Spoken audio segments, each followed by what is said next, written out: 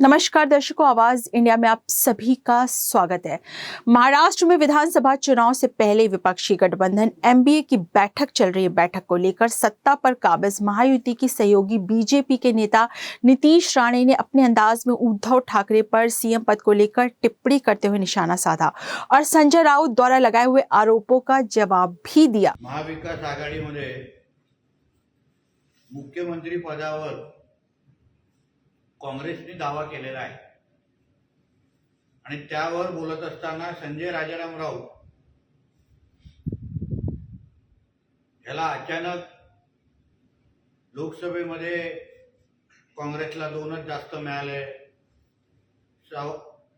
सक्का भाऊ, लहान भाऊ, उंच भाऊ, हे सगळे गोष्टी अचानक त्याला आठवलेल्या आहेत।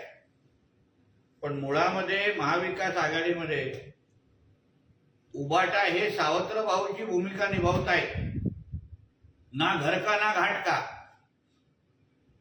अशी भूमिका आज उबाटा ह्या पक्षाची झालेली आहे। दिल्लीभर मुजरा करून पण उद्धव ठाकरेला काही मुख्यमंत्री पदाचा चॉकलेट हातात कोण द्यायला तयार नाहीये। किती हणा पण वाघ म्हणा, ही अशी उद्धव ठाकरेची भूमिका हालत झालेली आहे। आणि कितीही काँग्रेसच्या समोर नाक रगडलं तरी, कितीही तुतारीच्या समोर नाक रगडलं तरी उद्धव ठाकरेला ह्या जन्मात तरी त्याला मुख्यमंत्री पद हे मिळणार नाही, हे सरळ स्पष्ट झालेलं आहे। म्हणून कितीही काँग्रेसच्या समोर छाती फुगवण्याचा प्रयत्न केला तरी महाविकास आघाडीच्या बैठकीमध्ये उबाटावाल्यांना काँग्रेसवाले, राष्ट्रवादीवाले चहा पण विचारत नाहीत। खुर्ची सोडा, स्टूलवर बसवण्याची वेळ आलेली आहे। अशा पद्धतीची अवस्था ह्या उबाटा पक्षाची झालेली आहे। म्हणून उगाच सकाळी उठून या संजय राजाराम राऊतने फुशारक्या मारू नये। तुमच्या लायकी एवढं तोंड उघडलं तर काँग्रेस तुम्हाला काहीतरी तुकडे फेकेल, नाहीतर सिंगल डिजिट आकडे अगर उद्या उबाटाला मिळाले, कारण का आपण अगर लोकसभेमध्ये पाहिलं तर उबाटाचा स्ट्राईक रेट हा सर्वात खराब आहे।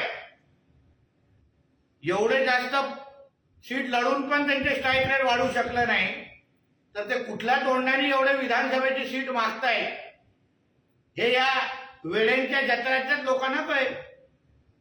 आणि मोदी साहेब आज उद्घाटनाला आले महाराष्ट्रात, तर मोदीजींना काय कळतं?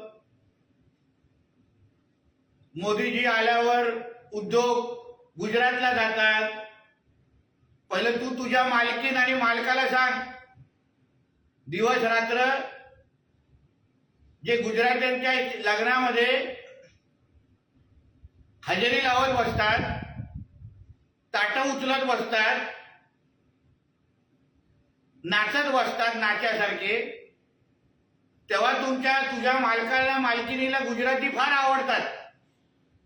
आणि मग तू दिवसभर उठून गुजरातींच्या समाजाचा अपमान का करतो?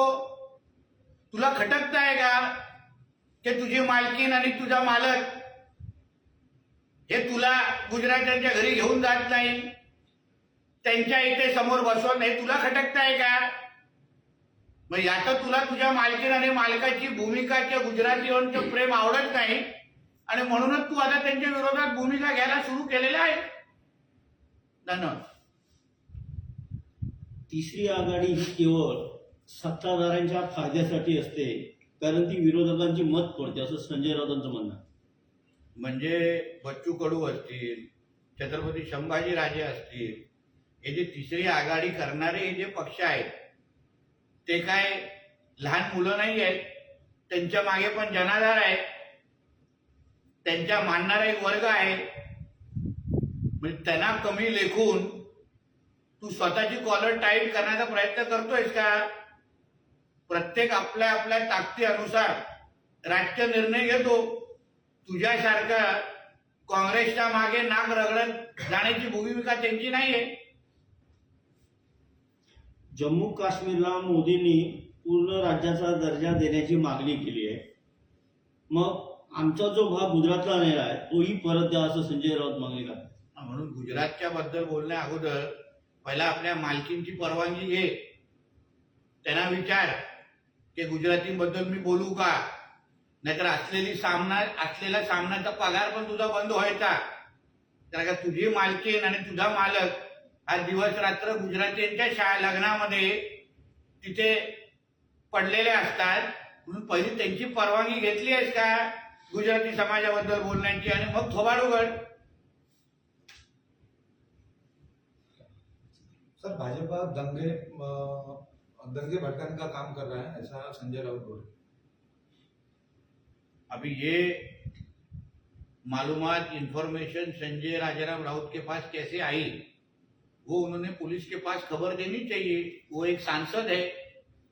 देश में कोई अगर दंगे भड़काने का काम कर रहा होगा और उसकी इंफॉर्मेशन अगर किसी सांसद के पास होगी तो उसकी जिम्मेदारी है आईबी और पुलिस के डिपार्टमेंट के पास वो इंफॉर्मेशन देने की. तो ऐसी कोई इंफॉर्मेशन रहेगी तो उनको देना चाहिए. और वो दंगा भड़काने का मतलब क्या है? हम अगर हिंदुओं की बाजू ले रहे हैं, हिंदुओं के हित में बात कर रहे हैं, तो कोई दंगा भड़काने की काम नहीं है. जिस तरीके से हमारे गणेश चतुर्थी के विसर्जन के दिन पे हर जगह दंगे भड़के, पथराव हुआ, तो हिंदुओं का हित के बारे में बोलना मतलब दंगा भड़काने का काम नहीं होता. मोदी आते हैं जाते हैं, लेकिन पता नहीं चलता है कैसा उद्घाटन करते हो. तो इतना अगर तुमको खुजली होएगा तो जाके उधर खड़े रहो. हमको रिबन पकड़ने वाला कोई तो आदमी उधर चाहिए.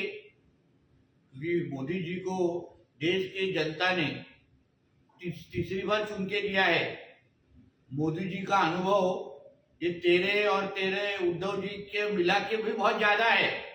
तो इसलिए मोदी जी के ऊपर बोलने की हैसियत और औकात ये संजय राजाराम राउत की नहीं है.